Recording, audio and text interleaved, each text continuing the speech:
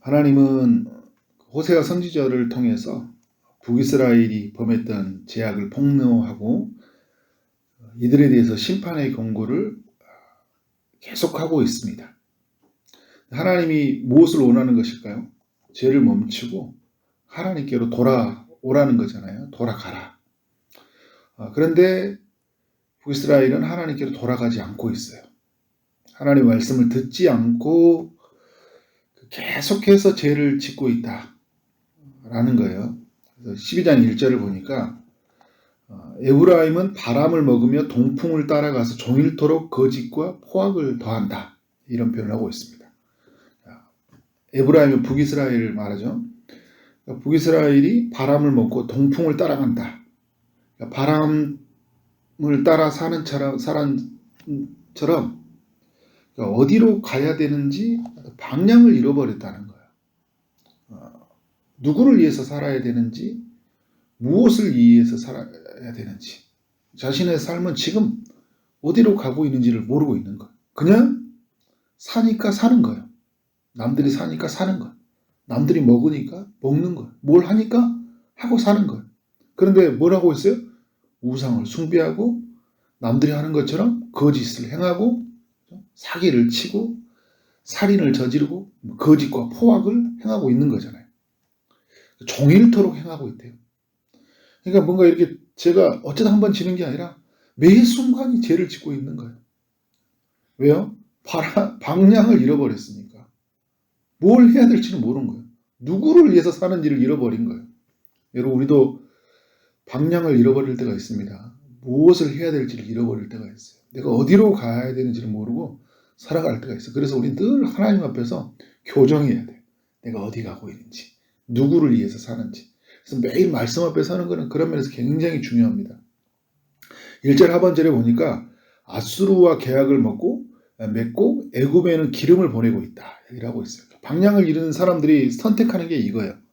아수르와 계약을 맺으면 어떻게 될까요? 안전할 것 같으니까. 그러니까 아수르는 신흥 강대국으로 계속 급부상하고 있거든요. 굉장한 힘을 발휘하고 있어요. 그래서 세번역 성경을 보면 계약을 맺다는 건 동맹을 맺었다. 동맹을 맺으면 상호 불가침 침략 조약이 있어가지고 어떻게 돼요? 서로 침략하지 않고 도움이 되잖아요, 그죠? 안전하게 살 것 같아요. 그러니까 이 당시에 그 북이스라엘을 위협할 만한 최강의 두 나라가 있다면 아수르와 애굽이에요. 또 하나는 어디입니까? 애굽에는 조공을 바쳤다. 그러니까 지금 애굽에는 기름을 보냈다는 것은 조공을 바쳤다는 의미거든요. 애굽에는 어떤 것들을 바쳐서 어떻게 된 거예요? 어려움이 순간 있을 때 보호를 해달라는 거잖아요. 양쪽에 이제 줄타기 예교를 이룬 거잖아요. 한국이 중국과 미국과 이러듯이 어떻게 된 거예요? 아수르와 애굽의 줄타기 예교를 하고 있어요. 근데 문제는 뭐냐면 하나님이 빠져 있다는 거예요. 하나님 없이 줄타기 예교를 하고만 있는 거예요. 이스라엘 백성들은 뭘 의지해야 돼요? 하나님을 의지해야 되잖아요. 가나안 땅은 하나님을 의지하고 하나님을 바라볼 때 하나님이 복 주시고 은혜 주시는 땅이에요. 하나님이 보호하는 땅이잖아요. 그런데 지금 뭘 의지하고 있어요? 주변 나라들을. 그러니까 지금 방향을 잃어버렸잖아요. 뭘 해야 될지를 지금 모르는 거예요. 이 바람이라는 1절의 단어가 헛되고 공허하다라는 의미를 가지고 있거든요. 무슨 말이에요? 지금 헛되고 공허한 것들을 붙들고 있는 거예요, 이들이. 이거는 아무 그들에게 유익이 되지 못하고 결국은 사라진 것인데 그것을 붙들고 지금 북이스라엘이 살고 있다. 여러분, 우리도 그럴 때가 많이 있어요. 방향을 잃어버린 채 헛된 것들, 나라들을 의지하고 사람을 의지하고 돈을 의지하고 그렇게 살아가는데 결국은 이 모든 것들은 사라져버린 것들이거든요. 영원한 건 뭐예요? 하나님과 그의 말씀, 그의 나라가 영원하잖아요. 늘 우리는 기억해야 돼요. 그래서 우리의 방향을 바로잡아야 돼요. 항상 방향을 바로잡고 내가 누구를 위해서 살아야 되는지, 무엇을 위해서 살아야 되는지. 그럼 또 바람은 순식간에 지나가 버리잖아요. 우리 인생도 순식간에 지나가서 여기까지 왔잖아요. 그죠? 우리는 곧 조만간 하나님을 만날 거예요. 우리는 어디를 살아왔는지, 무엇을 위해 살아왔는지를 결산하는 날이 오잖아요. 그죠? 우리는 주님 앞에서 오늘을 신실하게 살아가야 되죠. 그 7절에 보면 이스라엘이 어떻게 살았냐면 거짓 저울로 속여서 장사를 하는 상인과 같다 얘기를 하는 거예요. 저울을 속여가지고 물건을 조금만 올려놓고 어떻게 돼요? 구람수를 속이니까 돈이 막 이익이 많이 생기잖아요. 그러면서 뭐를 하고 있어요? 8절에 보니까 에브라임이 말하기를 나는 실로 부자라. 그래서 나는 부자 재물을 얻었다 그런 거예요. 거짓되게 속여서 얻어가지고 뭘 하는 거예요? 나는 부자다고 이렇게 자랑하고 있어요. 하나님 없이 거짓된 방법으로 부를 축적하고 나서 나는 부자가 됐다. 그러니까 지금 북이스라엘이 그 여로보암 때 최고의 황금기를 보내고 있어요. 그 황금기 이면은 뭐가 있다는 거예요? 거짓된 속임이 있다. 그들의 부의 속에는 엄청 거짓과 포악이 있다. 그러니까 뭐냐면 1절에 말한 것처럼 그러니까 바람 따라서 그냥 어떻게든 헛된 것에 휩쓸려 가지고 그렇게 그 모양으로 살아왔어요. 하나님이 오늘 이들에게 말씀하는 건 뭐냐면 9절과 14절에 말했던 것들 2절의 말씀도 그렇고요.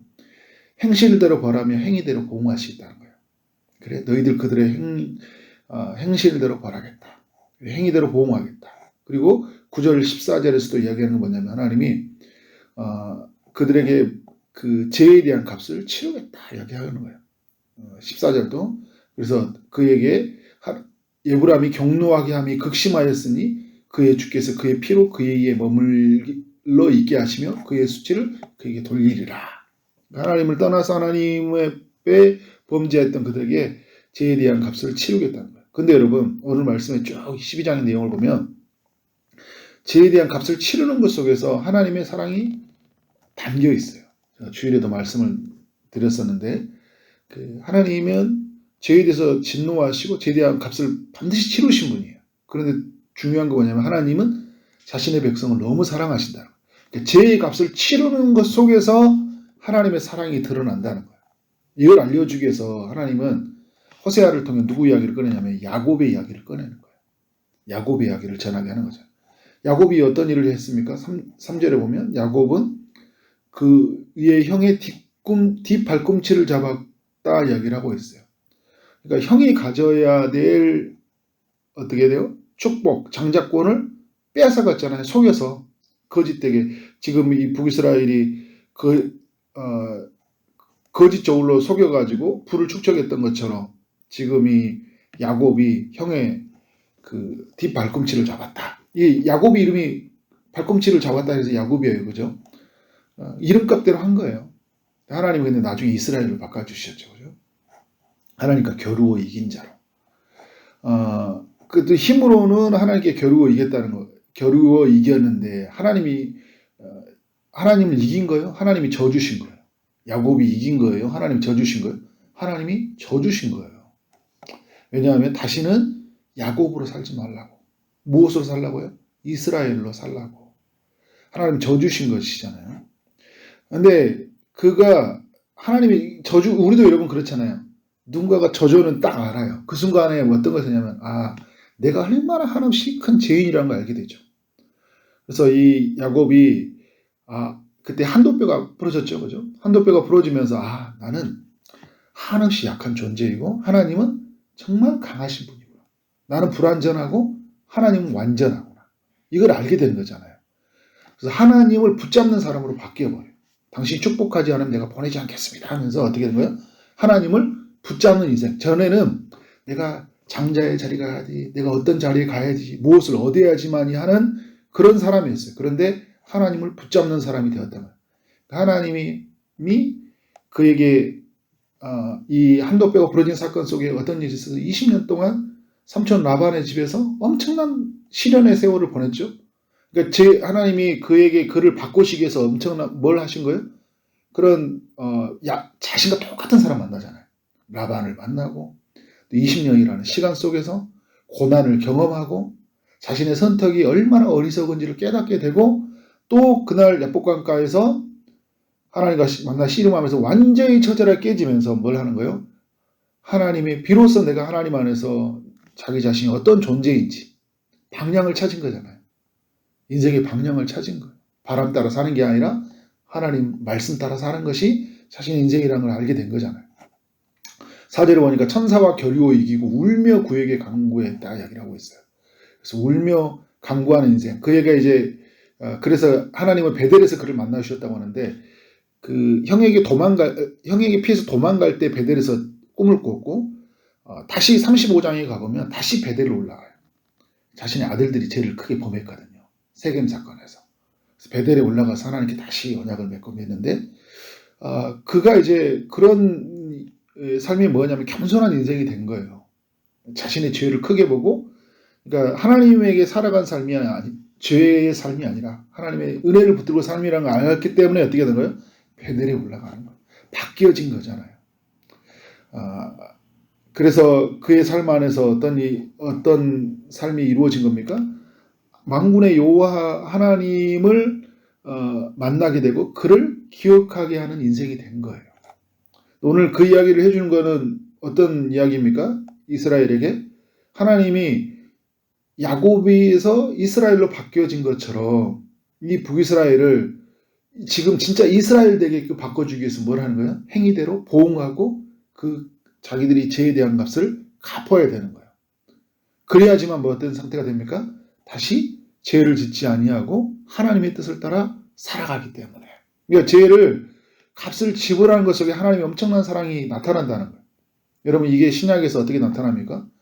죄의 값을 지불하는 것 속에서 하나님의 사랑이 예수 그리스도를 대신해서 어떻게 됩니까?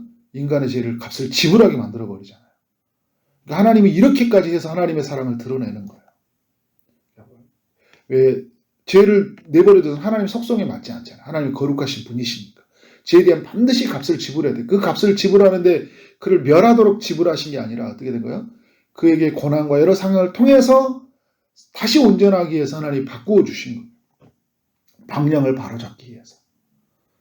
그의 인생이 주님을 위해서 살아간다는 것은 하나님이 그렇게 일을 하신 것이잖아요.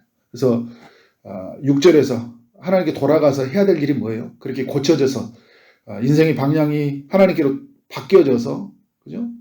제 삶의 방식에서 바뀌어져서 뭘 하는 거예요? 이제는 인애와 정의를 지키며 항상 너희 하나님을 바랄지니라. 다시는 죄를 범하지 않고 어떻게 된 거예요? 인애와 정의를 따라서 항상 하나님만 바라보고 살기 위해서 하나님이 일을 행하신 거예요. 그럼 우리가 하나님 앞에서 우리가 죄인됨을 알아가는 것. 그래서 우리가 그렇게 하나님이 찾아왔을 때 우리가 뭘 만나게 되냐면요. 사도 바울이 이 주님을 만났을 때 나는 죄인 중에 괴수라 이야기를 하는 거잖아요. 비로소 내가 죄인 줄 알거든요. 지금 북이스라엘의 문제는 뭐냐면 자기들이 누구인지를 몰라요. 하나님도 누구인지 모르고 어디로 살아가는지 모르고 살아가지 못한 이유는 뭐냐면 자기들이 죄를 모르기 때문이거든요. 지은 죄를. 근데 주님을 진짜 만나면요. 내가 얼마나 큰 죄인지 알게 돼요. 그러니까 야곱이 왜 이스라엘이 됐냐면 자기가 누구인지 알게 되었던 거예요. 절차게 꼬그라진 거죠. 사도 바울이 죄인으로 아는 날. 그래서 비로소 자기 자신이 삶의 방향이 찾았던 것처럼. 오늘 우리의 삶 안에서 뭐예요? 우리가 하나님 앞에 섰을 때 우리에게 선한 것이 없습니다. 저는 약하고 부족하고 저는 야곱입니다. 저는 속이는 자였고 저는 빼앗는 자였고 저는 에브라임과 같이 어떻게 해요? 방향을 잃은 자였습니다. 근데 이런 저를 주님이 사랑하시고 이런 저에게 주님이 값을 대신 지불하시기 위해서 그의 아들을 보내셔서 감사합니다. 그래서 어떻게 된 거예요? 그러면서 비로소 나의 죄됨을 고백하고 그 은혜를 붙들게 될 때 우리 안에서 어떻게 될까요? 온전함이 있는 거죠. 그래서 오늘 우리도 그러한 삶으로 그런 예수 그리스도를 만남으로 말미암아 이런 삶이 이루어졌잖아요. 그러니까 우리에게는 육절의 삶을 살아가는 거예요. 하나님께로 돌아가서 인애와 하나님을 너무 사랑하고 그죠? 헤세드의 사랑이잖아요. 우리를 사랑하셨던 것처럼 우리 지체를 사랑하고 교회를 사랑하고 잃어버린 영혼을 사랑하고 하나님 나를 사랑하시는 우리 하나님을 너무 사랑하는 삶, 정의를 지키며 살아가는 삶, 하나님의 뜻을 따라 살아가는 삶이라는 거예요. 항상 하나님만 바라보고 살아가는 여러분 삶 되어지길 원합니다. 그렇게 지어져 가기를 주님 이름으로 축복합니다. 네, 기도하겠습니다. 하나님 아버지 호세아 12장을 통하여 은혜 주셔서 감사합니다. 하나님 우리도 바람을 먹으며 동풍을 따라가는 이스라엘의 모습이었음을 고백합니다. 방향을 잃었고 헛되고 공허한 것을 붙잡고 살아갔던 삶이었습니다. 야곱과 같이 속이고 빼앗는 자였습니다. 죄인 중에 괴수였던 우리에게 주님이 찾아오셔서 죄의 값을 대신 갚아주시고 우리를 하나님의 사랑 안에서 살게 하여 주시니 감사합니다. 다시는 하나님 죄를 따라 살아가는 것이 아니라 하나님의 인애를 따라 하나님을 사랑하고 또 하나님의 주신 사람들 사랑하며 살아가는 우리의 삶 되게 하여 주옵소서. 이제 방향을 잃어서 우리의 뜻을 따라 살아갔던 삶이 아니라 오직 하나님의 뜻을 따라 그의 나라를 위해 살아가는 우리 모두가 되도록 인도하여 주옵소서.